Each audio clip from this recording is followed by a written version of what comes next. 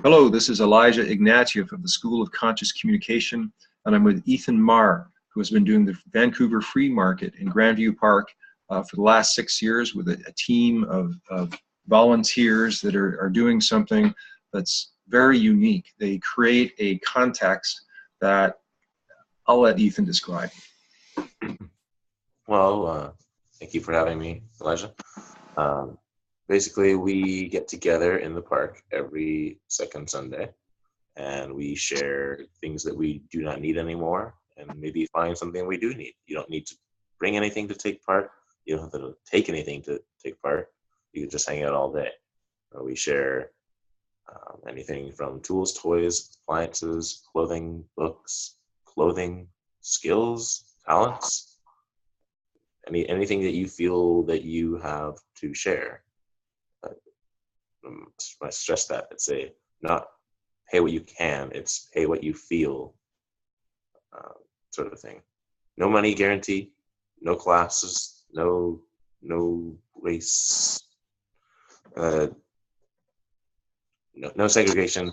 Everyone's welcome to come, and we're basically the day to celebrate life without money, and an aversion from the toxic consumerist lifestyles that we may be trapped in.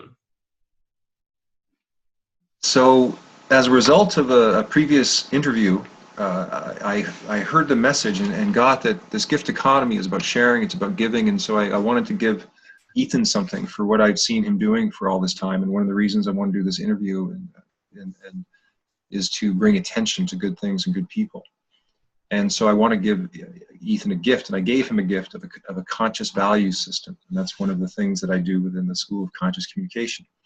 And so it's like taking a service that you would ordinarily charge for and then giving it to someone, and then looking at other people to start giving their services within the context of the free market. And so that came out of that conversation. And so this is just the next step. This is the actual doing of the value system. And so right now I'm going to facilitate Ethan through that process. So right now he has 10 pieces of paper and a pen, and the first step is to write down your top 10 values.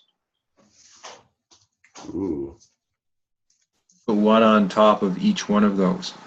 And what I'll do is I will bring up a map while you're doing that. So the ones that I feel, they're not you giving me something? No, just you.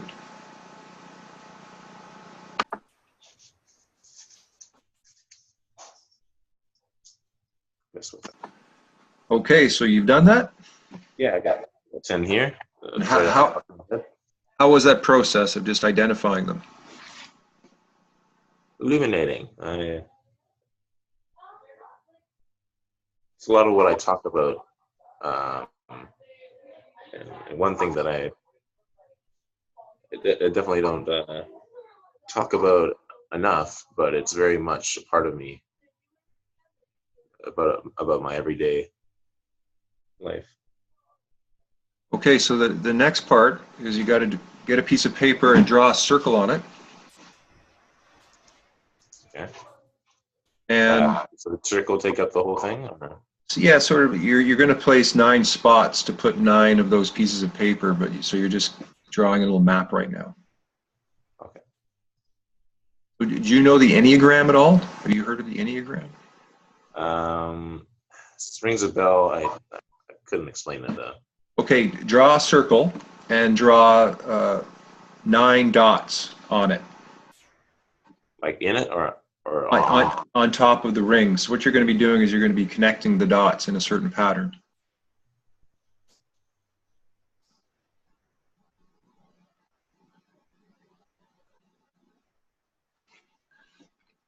And then write the numbers 1, 2, 3, 4, 5, 6, 7, 8, 9 beside each one of the dots. Inside. Just outside the circle. You're giving a numerical equivalence to the 9 dots. The Enneagram means 9 points.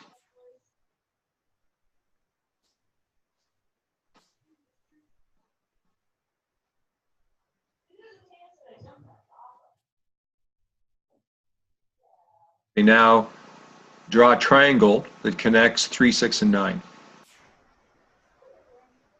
3, 6, and 9. And then draw a line from 1 to 4, All right. 4 to 2. 4 to 2. Yeah. All right. Then 2 to 8, Yeah. 8 to 5, Yeah. 5 to 7, Yeah. and 7 to 1. Yeah. Now put that symbol up to your camera, just so we can show our studio audience. Oh, wait a second. Yeah. You got to turn it just a little bit, but you can see, yeah. There you go. So that's an Enneagram. So part of what we're going to do is we're mapping information. You can put it down now. What we're doing is we're mapping information on a symbol. So you've got this symbol that has 9 points, there's 9 numbers, and everything's connected in a certain configuration. So now I'm going to give you words to go on top of the numbers. Okay? All right. So at 9, write agreements.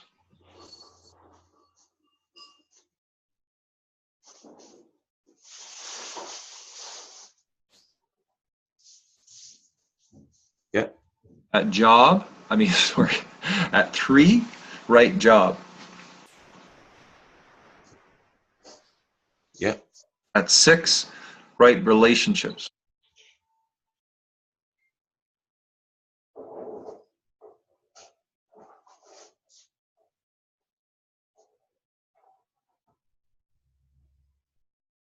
Mm-hmm. At 1, write fields. Fields. Fields.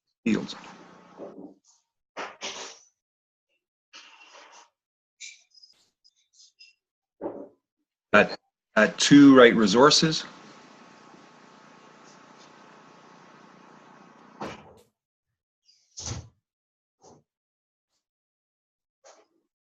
Yeah. At 4, write activities.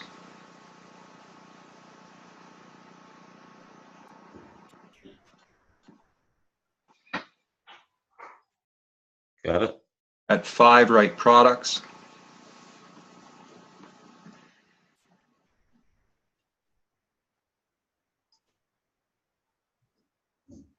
Yeah. At 7, write paths.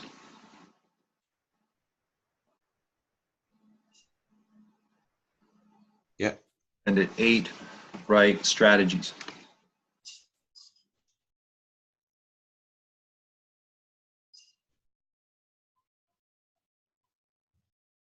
Oh. And then draw a dot in the middle and write conversations. And you can put 0 there.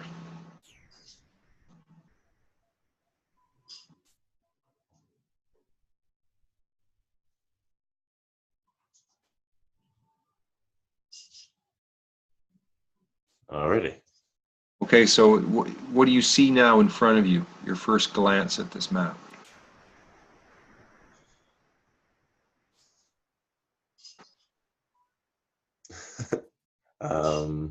It looks like one of your maps that I've been admiring for years. A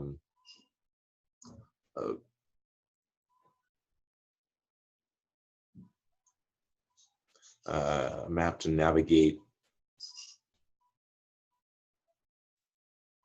Oh, is the conversations the theme of this? Pardon? It looks like a map to navigate through connection. But Okay. is this the middle the theme? Okay, now from the middle, draw a line to every point.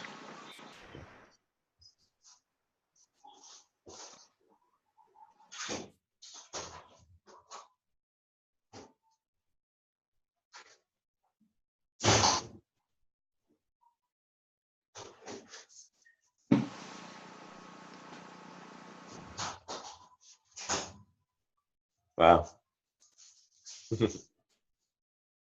What does that do? Crystallize it. But it's a lot more structurally sound.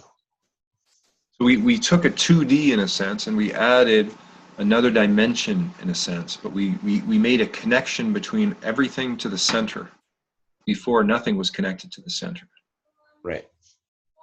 So when we're dealing with conceptual arrangements and mapping information on sacred geometry, a real fun place comes when you start to put them together and you start to add you add dimensions, and you add layers, and you add colors, and you add symbols, and you add images. So all of these maps are conceptual maps that you can have as a background foundation for anything almost.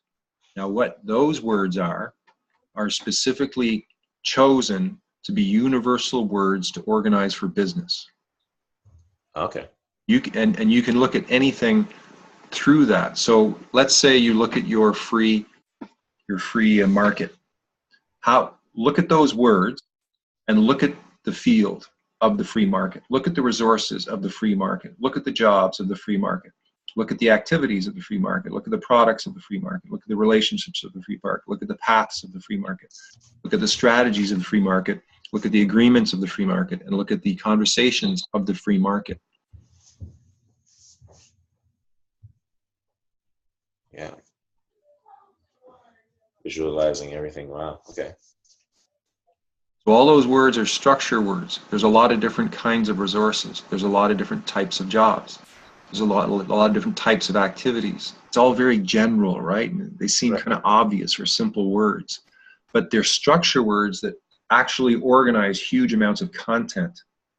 So what you're doing is you're giving your mind a map to see the world in a certain way. So that's what you have in front of you now, is just a kind of conceptual form that now you put words on top of. So you created a configuration of concepts that now get meaning together by the very nature of their place and how they connect to one another. 1 and 7, field and path. If you look at the free market, you're in a big field, and there are paths that go along it, right? The whole thing you are doing is structured around these paths in a field, and activities are taking place at 4. So at 1, you've got field, at 7, you've got path, and activities, you've got 4. So that's the doing and the place of what you're doing. And then you've got products. Your products are what everyone's giving away, but your resources are what people are bringing in to give away. Someone else's resource becomes the product, and the strategies at 8 are how you bring the people in to get the stuff and how you bring the people in to give the stuff. Your strategy is having this park and where all these people come, right? And so you're making agreements, essentially. You make agreement to come there every Sunday. There's other people that come, and some people may set things up, and some people may get the truck and bring go get some help people, right? Or take it away at the end of the day. That's a job. And so you have a job, let's say, promoting it. There's other people that clean up, and there's other people that play music, and there's other people that give healing services. All these types of jobs are coming there, and they make an agreement with themselves or with other people in relationship to everybody, right? The 3, the 6, and the 9. There's the jobs having relationships because of the agreement. You made an agreement with yourself to come there every second Sunday. This would not be happening if you didn't agree with other people to do that. Right. Everything in life is based upon these agreements. So the conversations in the middle are everywhere too. You're talking about resources, you're talking about the agreements, you're talking about the strategy, you're talking about the past, you're talking about the activities, you're talking about all these things, and these are just little words in your mind, but then you can take what you learned at the free market and you can apply it to any business. You go to any business and you can apply these same words and you'll understand them far better than if you don't have that map. Because what most people lack is a whole system map of whatever they're doing. Okay, now the next part of the process is we're going to put values and connect them to each one of these words. We're connecting one value with each word, but there's 2 ways you can do it. You can choose it, or you can divine it. You can turn the cards like you have the values so you can see them, and then you take one in place. I'm going to put commitment at path, or I'm going to put beauty at product, or I'm going to put exchange, right? Or you turn the cards over, and then you divine it, meaning you mix it up and you don't know where they go, but you just place them at the 10 spots on the map. Which one you want to do? Right. I like the random. I like the more random one, the second one you talked about. Okay. And I chose, I think. Okay, so turn all your pieces of paper over, place the map on your table, and then place the different pieces of paper at each of the different numbers.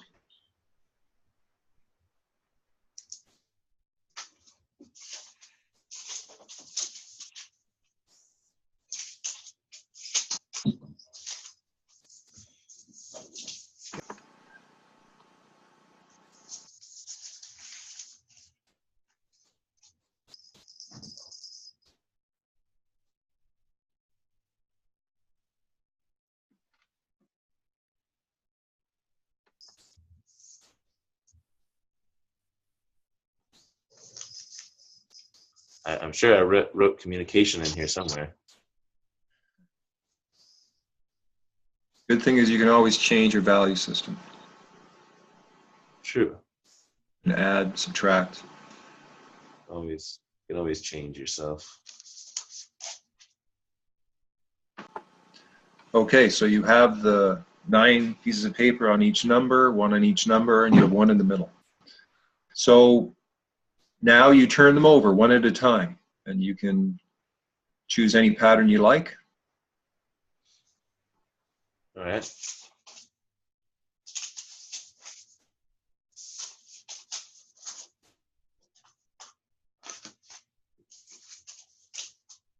One at a time. What do you got? Tell me when you each one. Oh, sorry. Slow down, cowboy.